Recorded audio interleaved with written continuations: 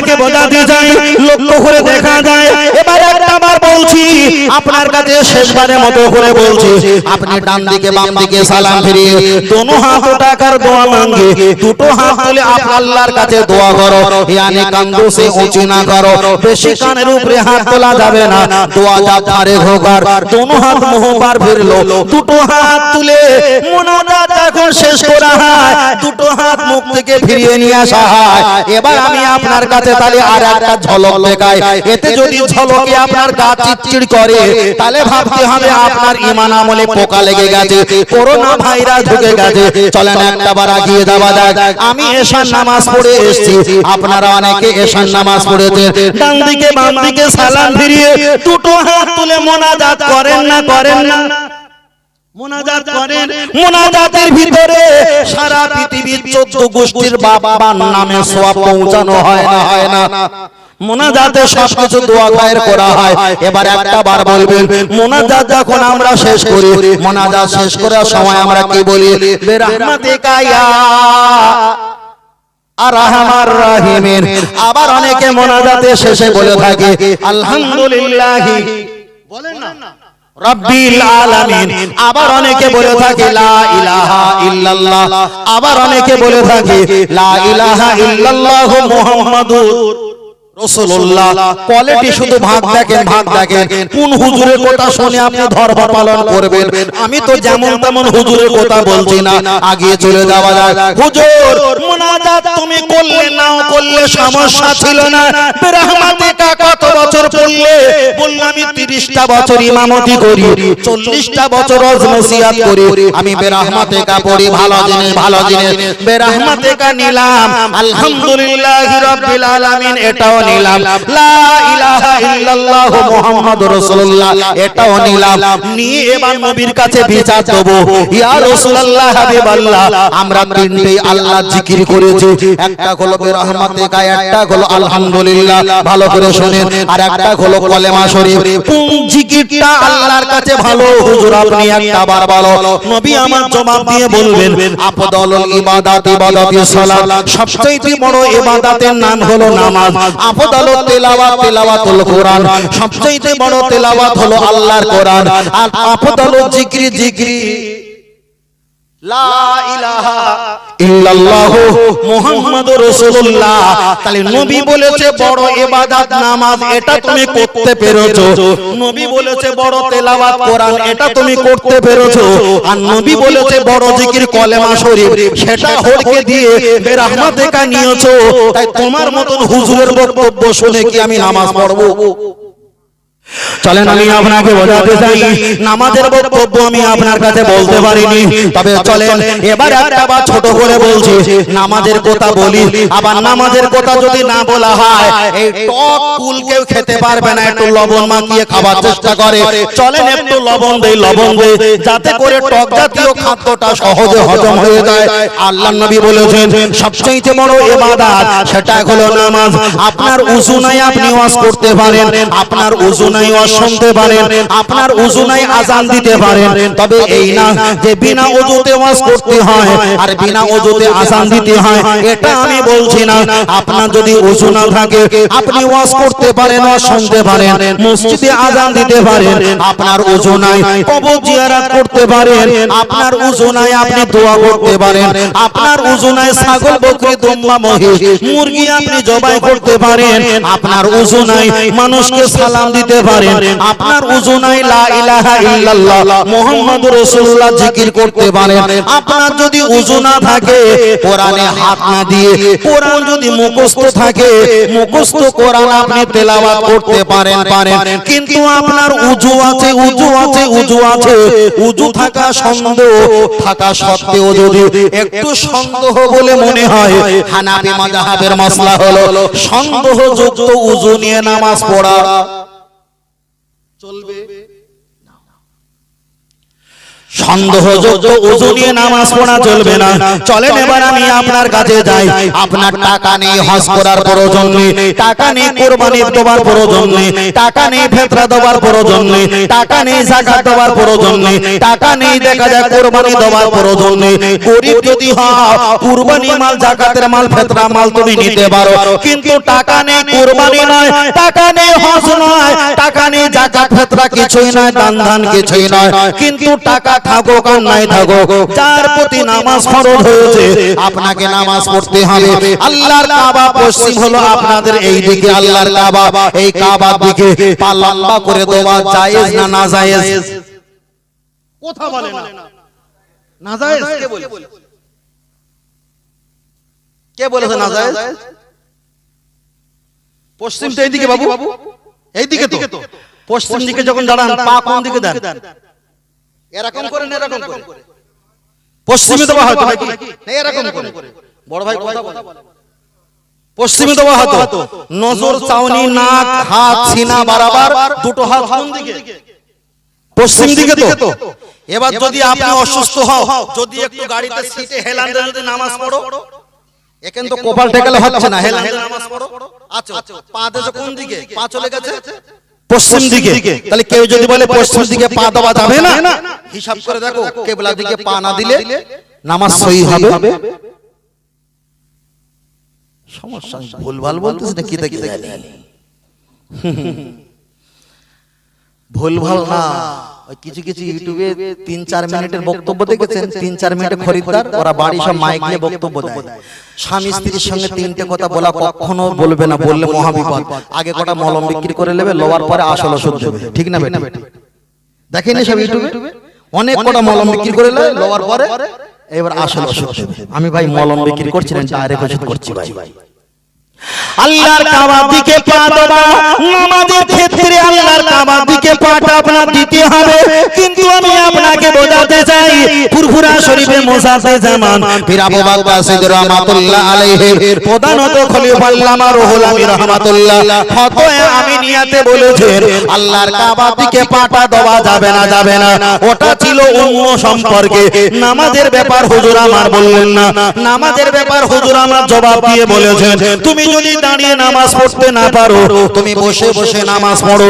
তুমি যদি পাটা গুটিয়ে নামাজ পড়বে, পা গুটিয়ে নামাজ পড়লে যদি পায়ের যন্ত্রণা বেড়ে যায়, আল্লাহর কাবার দিকে পাটা লম্বা করে দেবে। উযু করলে যদি রোগের সমস্যা বেড়ে যায়, তুমি তায়াম্মুম করে নেবে। তুমি যদি সেজদা দিতে গেলে মাথার যন্ত্র বেড়ে যায়, ইয়া রাফিউ ইয়াদাইহি, তুমি হাতটা উঁচু করে এখানে সেজদা দেবে। এখানে সেজদা দিলে যদি মাথার যন্ত্রণা হয়, তুমি ইশারায় একটা বা সেজদা দাও। টাকা নেই যাকাত দিও না, টাকা নেই হজ করো না, টাকা নেই কুরবানি দিও না।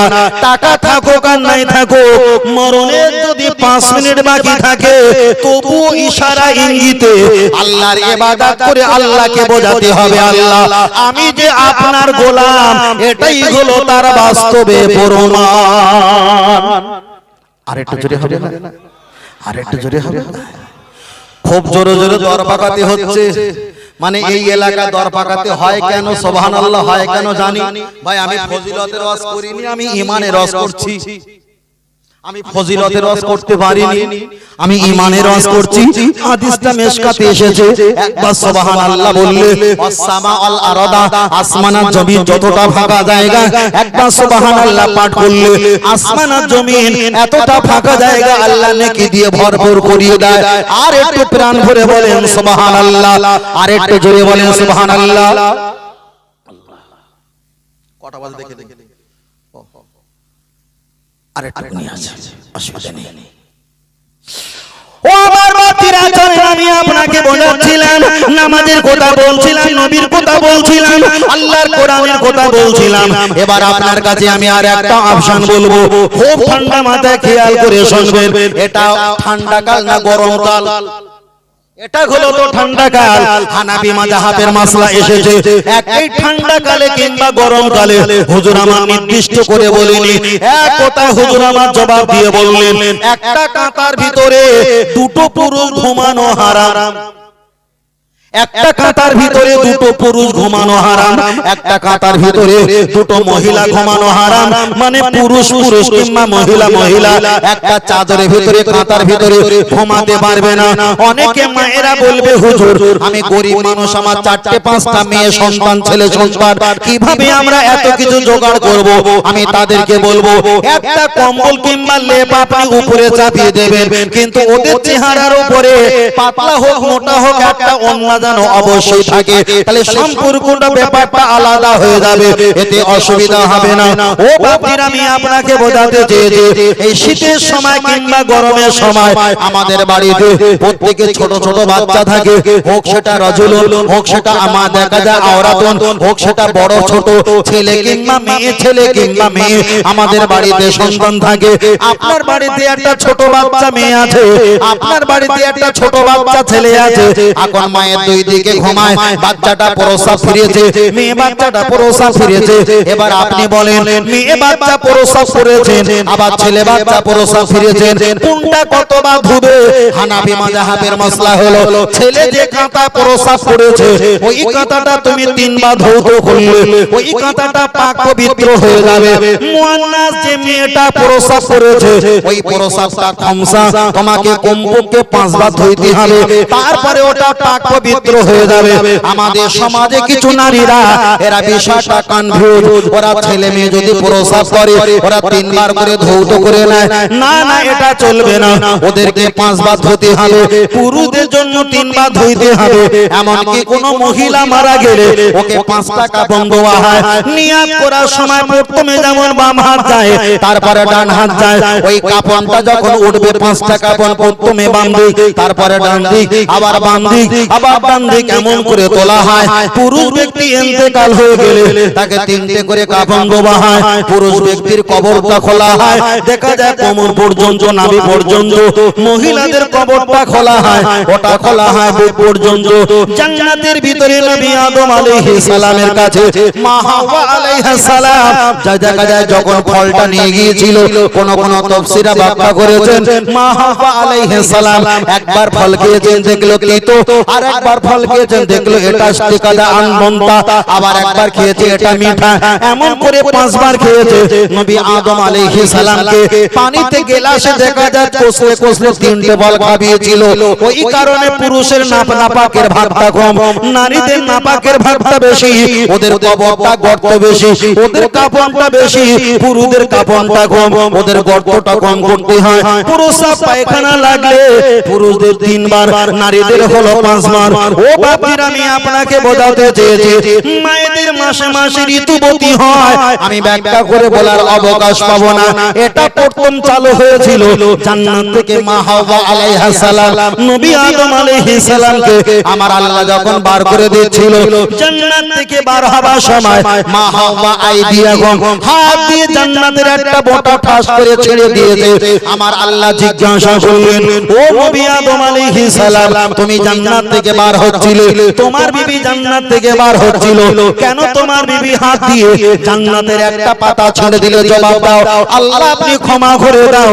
আমার আল্লাহ জবাব দিয়ে বললেন ও নবী আদম আলাইহিস সালাম তোমার খাতিরে তোমার স্ত্রীকে আমি ক্ষমা করলাম, তবে ক্ষমাটা পুরো হবে না, এর পাপের প্রায়শ্চিত্তটা প্রতি মাসে মাসে উনি যেমন আমার এই নিরোহা গাছটাকে দানা ছিড়িয়ে রক্ত আটা ঝরিয়েছে, আমি আল্লাহ ওই নারী জাতকে দুনিয়াতে পাঠিয়ে ওদেরকেও মাসে মাসে আমি আল্লাহ রক্ত ঝরাবো। বিষয়টা অনেক লম্বা, বিষয়টা আমার ওদিকে নয়, তবে এটাও আল্লাহ পাকের নিয়ামত। যদি এমন না হয় কোন ছেলে কিংবা মেয়ে তৃতীয় লিঙ্গ কোন সন্তান জন্ম হয় না, আবার এটাও বলা যাবে না যে মেন্স না হলে সন্তান হবে না। তার কারণ আল্লাহ সন্তান বিনা বাপেও দেয়, আবার স্বামী স্ত্রী থাকা সত্ত্বেও আল্লাহ সন্তানহীনতা করে দেয়, ঠিক না বেটি? তবে আল্লাহ আল্লাহু আলাম, এ ব্যাপারে সব আল্লাহ মহান আল্লাহ খবর জানে। তবে সিস্টেমটা তো আল্লাহর সিস্টেমে থাকতে হবে। একটা হলো আল্লাহর হক, একটা হলো বান্দার হক। আল্লাহর হক চাইলে ক্ষমা করে দিতে পারে, কিন্তু মানুষের হক নষ্ট করেছো, আল্লাহর কাছে ক্ষমা চাইলে হবে না, মানুষের কাছে ক্ষমাটা আপনাকে চাইতে হবে। আল্লাহ আমাদের কবুল করেন, বলুন আল্লাহুম্মা আমিন। আরেকটা সকলে বলি আল্লাহুম্মা, আরেকটা জোরে হবে আল্লাহুম্মা আমিন। চলেন আমি আপনাকে বলছিলাম, বলতে বলতে অনেকটা বিষয় বলে ফেলেছি, এবার চলেন ছোট করে আপনার কাছে আর একটা অপশন বলি। কেউ কেউ ফতোয়া দিয়েছে মায়েরা হাতে চুড়ি পরে নামাজ পড়তে পারবে না। বাংলাদেশ থেকে ফতোয়া দিয়েছে, এত পরিমাণ আমাদের ফোন আসে, সারা দিনে যদি 150-200 ফোন আসে, তার ভিতরে এই মশলা ও মশলা ও মশলা ও মশলা, আপনার কিন্তু মাথা খারাপ করে দেবে। জিজ্ঞাসা করলেন ভাই আমাদের বাড়ির পরিবারের হাতে চুড়ি আছে, চুড়ি পরে নামাজ হবে না। বাংলাদেশ থেকে তো লাল দাড়িওয়ালা হুজুর ফতোয়া দিয়েছে। আমি বললাম ভাই বাংলাদেশের ফতোয়া ইন্ডিয়া চলে না, আবার ইন্ডিয়ার ফতোয়া বাংলাদেশে চলে না। তার অনেক কটা एग्जांपल আছে, অনেক কটা एग्जांपल আছে। আল্লাহু আকবার। আমি বলবো চুরি পরে নামাজ হবে, হাদিসটা বুখারী শরীফে এসেছে, নবী আমার জানিয়ে দিয়েছেন মা কুল্লি দারসিন শয়তানু আকামা ক্বালা আলাইহিস সালাম, পাত্র যন্ত্র এগুলো হলো শয়তানের আবর্জনা, এগুলো হলো শয়তানের পাত্র যন্ত্র, এগুলো বাজানো হারাম হারাম হারাম। ও আমার মায়েরা চাচি মারা, আমি আপনাদের কাছে বলতে চাই আপনারা হাতে চুড়ি পরবেন, এখানে হীরা জহরত কাঞ্চন মণিমুক্তা, হীরা জহরত কাঞ্চন মণিমুক্তা, স্টিল ফিস্টিল কিংবা অ্যালুমিনিয়াম কাঁসা কিংবা প্লাস্টিক কিংবা কোড়ের চুড়ি শাঁখার চুড়ি যাই পরেন পরবে, আমার জানার প্রয়োজন নেই। কিন্তু আমি আপনাকে বোঝাতে চেয়েছি একটা চুড়ি পরবেন, সেখানে আপনি আরো 5টা চুড়ি পরবেন, কিন্তু যখন সেজদার উপর চলে যাবেন একটা চুড়ি যখন পড়বে হুড় হুড় করে, আর 4টে চুড়ি যখন চুড়ির উপরে পড়বে ঝুমঝুম করে আওয়াজ হয়। নবী বলেছেন মা কুল্লি দারসিন শয়তানু, ওই ঝুমঝুমি আওয়াজটা বাদ্যযন্ত্র আওয়াজ, ওই অবস্থা হলে নামাজ ফাসেদ হয়ে যাবে, নামাজ চলবে না। কেউ বলেছেন আমি মায়েদের বলবো 4টে-5টা চুড়ি না পরে চুড়িগুলো বিক্রি করে দিয়ে দামি চুড়ি একটা কেন কিংবা 2টো কেন, যাতে আপনার আওয়াজটা না হয়। ও আমার বাপজিরা আমি আপনাকে বলবো মায়েরা হাতে চুড়ি পরেছে, এটা যেমন সমস্যা, অনেক ছোট ছোট বাচ্চাদের ওদের কোমরে বল দড়ি দেয়, আবার ডান পায়ে বাম পায়ে করে একটা করে ঘুমুর ঝুলিয়ে দেয়। বাচ্চা যখন হাঁটে ঝুমঝুম করে হাঁটে, নবী বলেছেন ওটা হারাম, ওটা চলবে না। আবার একটা সমাজে সমস্যা, যদি কোনো গরুর পেটে বাচ্চা হয়, ওই বাচ্চাটা নাদুস নাদুস চেহারা হলে বাজার থেকে একটা ঝুমঝুমি এনে তার গলায় ঝুলিয়ে দেয়, বাচ্চা যখন লাফালাফি করে ওই ঝুমঝুম ঝুমঝুম করে আওয়াজ হয়। রাসূল বলেছেন ওটা হারাম, চলবে না। অনেকে তুলো গাছে কিংবা পেয়ারা আম গাছে কিংবা ডালিম গাছে কলা গাছে বিভিন্ন খাতে অনেক জায়গায় ইঁদুর কিংবা চটকনা, একদিকে বিড়াল বিল্লু চুহা পাখি বিভিন্ন প্রাণী তারা ক্ষতি করে দেয়। বাবাজি একটা দড়ি টাঙিয়েছে, ওখানে কিছু টিন আর শামুক ভাঙা দিয়ে টাং টাং করে টানা দেয়। রাসূল বলেছেন এটা চলবে না, চলবে না। আপনারা হাতে তালি মারেন, ডান হাতে আছে 1-এর পিঠে 18, বাম হাতে আছে 8-এর পিঠে 81, 81 আর 99 হলো আল্লাহ পাকের সিফাতি গুণবালী নাম, ওই জন্য তালি মারা চলবে না। অনেক ব্যক্তিদের আমরা দেখতে পেয়েছি হরিগতি আমলকি বড়া অর্জুন কালমেঘ রজন বিমল তুলসী শেখর শান্তি মোসাফি দিলবার রাকেশ খৈনি রাজা খৈনি, কত ধরনের পুরো জিনিস তারা খায়, খাবার পরে দুমদাম করে তালি মারায়। রাসূল বলেছেন না না এটা চলবে না, এটা চলবে না। আল্লাহ পাকের 99টা সিফাতি নাম তোমার 2 হাতে ভর করছে, না না এখানে তালি মারা চলবে না। আমি আপনাকে বলতে চেয়েছি তাহলে সবজি খেতে একটা করে ঝুমঝুমি দেওয়া হয়, ওটা দেওয়া চলবে না, ওটা হারাম। শীতকাল পড়ে গেছে বলারও প্রয়োজন নেই, তবে একটু শুনিয়ে রাখা এটা ভালো, তাই একটু শুনিয়ে রাখি। অনেকে আগ বিক্রি করে, আগে যখন চাকা ঘোরায় আর বড় একটা লোহার চাকা 3টে-4টে করে বড় বড় ঘুমুর মধ্যে রাখে, একবার করে ঘোরালে ঝুম ঝুম করে আওয়াজ হয়। নবী বললেন মা কুল্লি দারসিন শয়তানু, এই বাদ্যযন্ত্র ব্যবহার করা এটা হারাম, এটা হারাম। তাহলে একটা আকির মেশিনের কাছে এত বড় ঘুমুর, একটা গরুর গলায় এত বড় ঘুমুর, সবজি খেতে এত বড় ঘুমুর কিংবা ঢোল তাবলা, আবার বাচ্চাদের কোমরে কিংবা পায়ে এত বড় একটা ঘুমুর। কিন্তু মায়েদের চুড়ির ব্যাপারে বলছিলাম, অনেক মায়েরা দেখা যায় নুপুর পরে, নুপুরে 2টো মুখ এক জায়গায় করলে 3টে করে 6টা ছোট ছোট ঘুমুর পাওয়া যায়। তাহলে একটা বড় ঘুমুর ওটা যেমন হারাম, গরুর গলায় দোবা আছে ওটা হারাম, বাচ্চার কোমরে দোবা আছে ওটা হারাম। আমি আপনাকে বলছি একটা শূকর আছে 50 কেজি ওজন, শূকরের একটা বাচ্চা হয়েছে 5 কেজি, বড়টা যেমন হারাম, ছোটটা হারামের বাচ্চা হারাম। তাহলে এত বড় ঘুমুর হারাম, এত বড় হারাম, এত বড় হারাম। মায়েদের যদি পায়ে নুপুর থাকে, নুপুরের দুই দিকে দুটো মুখ, আর দুটো মুখে তিনটে তিনটে করে 6টা বলদানা থাকে, ঘুমর থাকে, ওটাও তো হারামের বাচ্চা, হারাম। ওটা পরা চলবে না। মায়েরা তোমাদের চুড়ি পরে নামাজ হবে, তবে চুড়ির আওয়াজ হলে চলবে না। মায়েরা নুপুর পরে নামাজ হবে, তবে নুপুরের বলদড়ি বলদানা ঝমঝম বাজে, ওটা বাজলে চলবে না। আদাস নুপুর পরে চুড়ি পরে নামাজ হবেই হবে। জোরে জোরে বলেন সুবহানাল্লাহ। আর একটু জোরে হবে না? ভাই একজন ফতোয়া দিয়ে চলে গেল যে এই হবে না, ওই হবে না, ওই হবে না। যারা আমাদের তরিকতের মানুষ যারা আছে, আমাদের আহলে সুন্নাতুল জামাতের মানুষ যারা আছে, তারা বক্তব্য শুনে তো কনফিউজ। হুজুর কি বলেছে, হুজুর এটা হবে না, ওটা হবে না, ওটা হবে না, ওটা হবে না। হুজুর এখন কি করব, কি করব? আমি বলছি ভাই, বাংলাদেশের ফতোয়া বাংলাদেশে রাখো, ইন্ডিয়ার ফতোয়া ইন্ডিয়া রাখো। কেন? ওদের চাইতে আমরা অনেক সভ্য, ওদের চাইতে আমরা অনেক সভ্য। আমরা এই সভ্যতা, ফের বলছি, আমরা এই সভ্যতা পেয়েছি। আপনি রাগ করলেন, ফেটে গেলেন, যায় আসে না। এই সভ্যতা পেয়েছি ফুরফুরার পীর আবু বকর সিদ্দিক রাহমাতুল্লাহ আলাইহির অবদানে। কথা ঠিক না বেঠিক? তোমার মালমা তখন পৃথিবীতে জন্ম নেয়নি। এই সভ্যতা পেয়েছিলাম ফুরফুরার পীর আবু বকর সিদ্দিক রাহমাতুল্লাহ আলাইহির। তার অবদান অস্বীকার করলে, নেমখারানি করলে ওর মতন কাহা পুরুষ পৃথিবীতে আর নেই। আমি ফের বলছি, যে যাই করেন তাই করেন, কিন্তু আল্লাহর ওলিরা নিছক তারা আল্লাহ ওয়ালা, নবীকে মহব্বত করলে আল্লাহ খুশি হয়, এতে কোনো সন্দেহ নেই। তাই বারবার বলি, আল্লাহর ইবাদত, নবীর মহব্বত, কোরআন তেলাওয়াত, মা বাপের খেদমত, মাজার জিয়ারত, একটাই দল জান্নাত, ওই দলটার নাম হলো আহলে সুন্নাত ওয়াল জামাত। বলো সুবহানাল্লাহ। আরেকটু জোরে হবে না?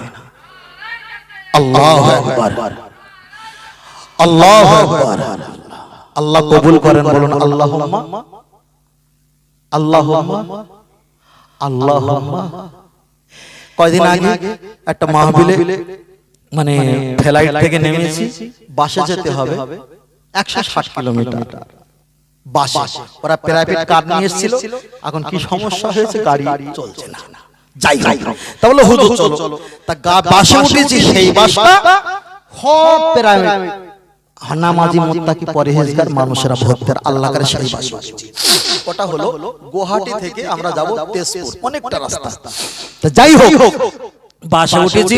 তা আমার যারা রিসিভ করতে এসেছিল তারা সব ছিল 4-5 জন। আমরা নামাজ পড়েছি, নামাজ পড়ে আমরা যেতে যেতে ফের কিন্তু মাগরিবের নামাজের সময় হয়ে গেছে। তা আমি ড্রাইভারকে জিজ্ঞেস করলাম, হুজুর এই ড্রাইভার সাহেব পশ্চিম কোন দিকে? আপনাদের পশ্চিম হলো এই দিকে। তা আমি জিজ্ঞেস করছি, ড্রাইভার সাহেব পশ্চিম কোন দিকে? ড্রাইভার সাহেব আমার কি জবাব দিয়েছেন জানেন? বাড়ি কোথায়? তাহলে কলকাতা।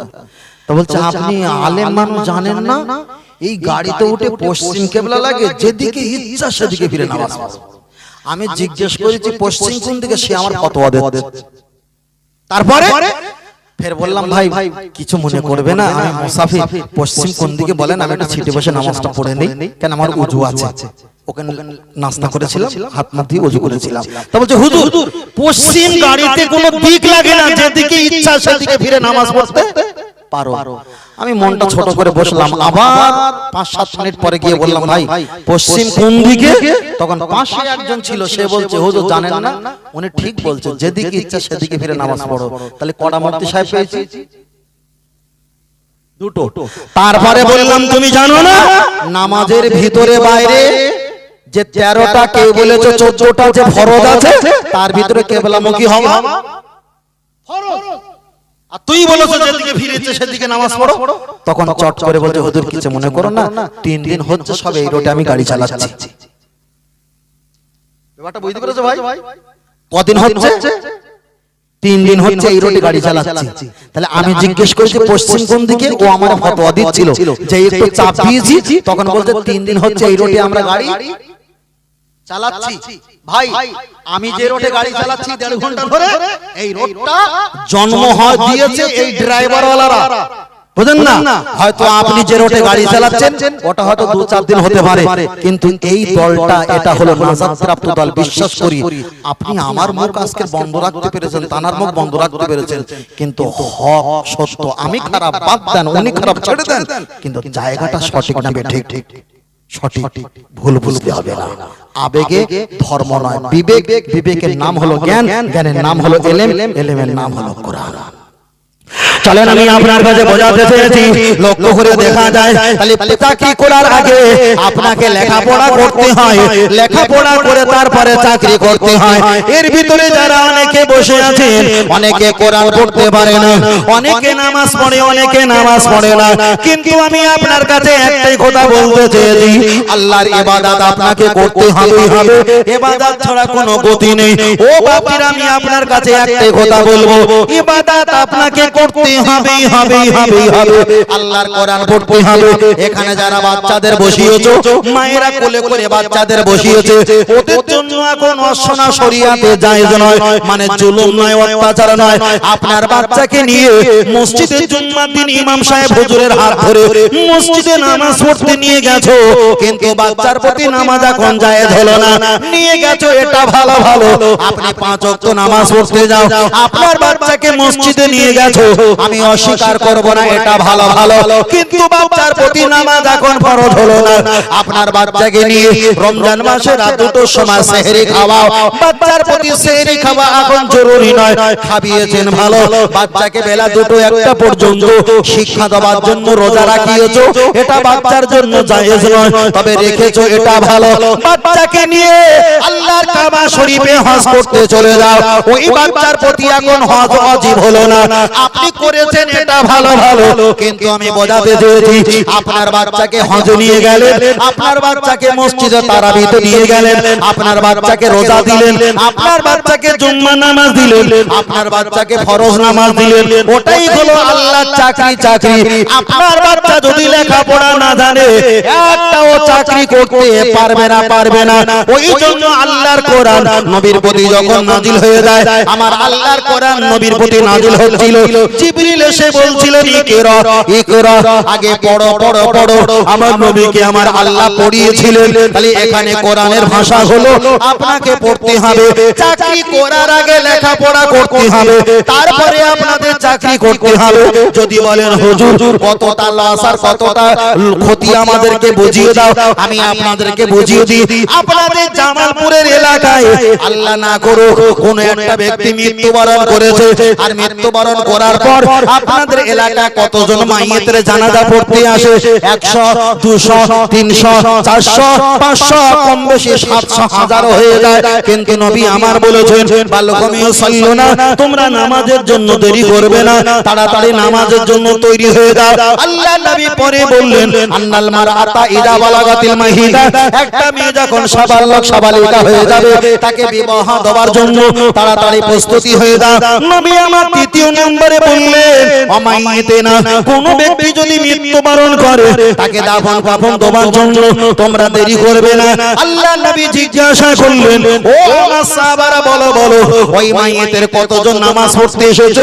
কেউ বললেন 10, কেউ বললেন 8, কেউ বললেন 7 জন, 8 জন, 10 জন। আল্লাহ নবী বললেন, অপেক্ষা করো, কমপক্ষে যদি 40টা ব্যক্তি ওই মাইয়েতের জানাজা পড়তে আসে, আমার আল্লাহ কবরের আযাবটা পুরো মাফ না করে দিলে 40 জন নামাজ পড়ার কারণে তার কবরে আযাবটা অনেক আল্লাহ হালকা করে দেবে। আর একটু জোরে বলে সুবহানাল্লাহ। আমি বিষয়টা বোঝাতে চেয়েছি, আগে চাকরি না, আগে লেখাপড়া, আগে লেখাপড়া তারপরে চাকরি। আপনাদের এলাকায় মাইয়েত মারা যাবার পর হয়েছে কতজন? হয়েছে 1000। নবী বলেছেন কমপক্ষে কয়জন? 40 জন।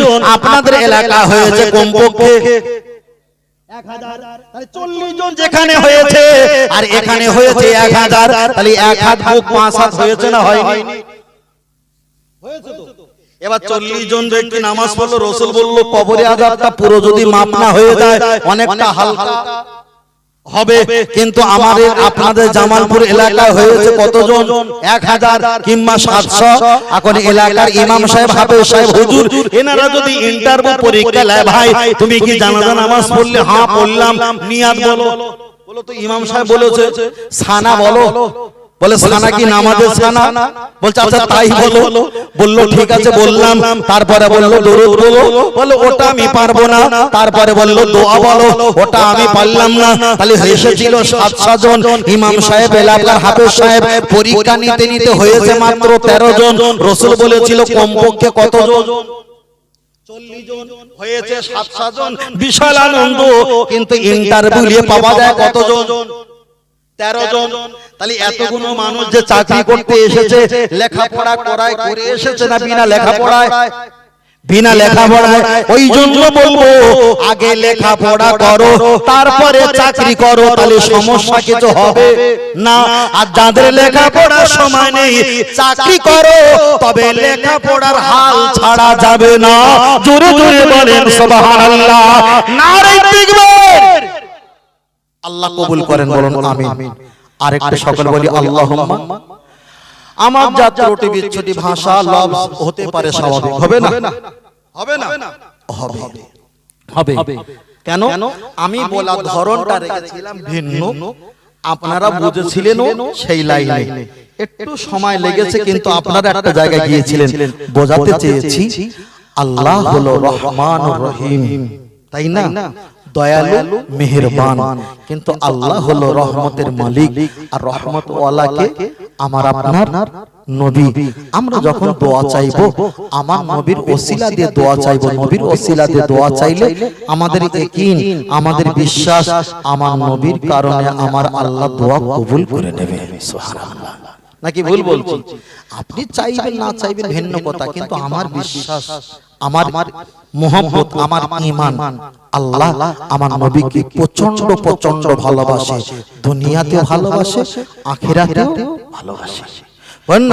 অনেক কথা বলেছি, পূর্বের ভাইও অনেক কথা বলেছিলেন। তার আগে জানারা ছিলেন, তানারাও কোরআন হাদিসের অনুকূলে অনেক কথা বলেছেন।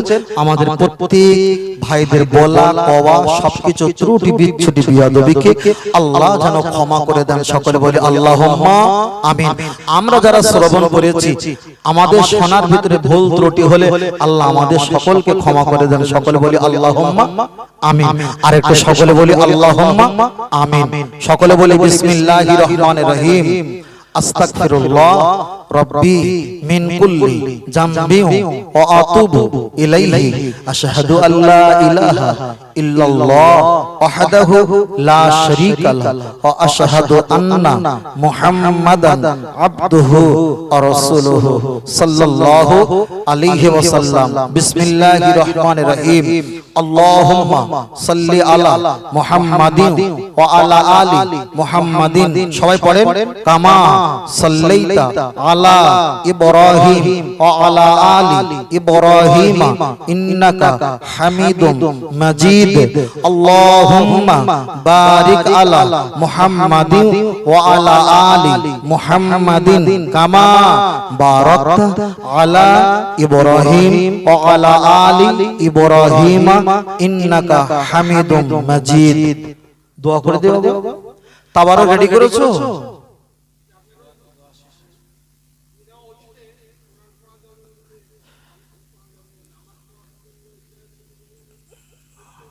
পরিষ্কার হয়ে গেছে? সে আজকাল হয়েছে। সন্দেহযুক্ত উজুতে নামাজ পড়া চলবে না। উজু আছে, সন্দেহ হচ্ছে যে বেইবাড়ি গিয়েছিলাম জলসা সন্ধিকে, পাশেতে একটা চাস্তা বোন বিয়ে দেওয়া আছে, ডিম সেদ্ধ চা বিস্কুট খেয়েছিলাম, মনে হচ্ছে টয়লেটে গিয়েছিলাম না যাইনি, ওতে নামাজ হবে না। পুরোনা উজু করতে আপনাকে ক্লিয়ার হলো তো? যাই ভুল ত্রুটি মাফ করবেন। আল্লাহুম্মা আমিন। আলহামদুলিল্লাহি রাব্বিল আলামিন। ربنا آتنا في الدنيا حسنة وفي الآخرة حسنة وقنا عذاب النار।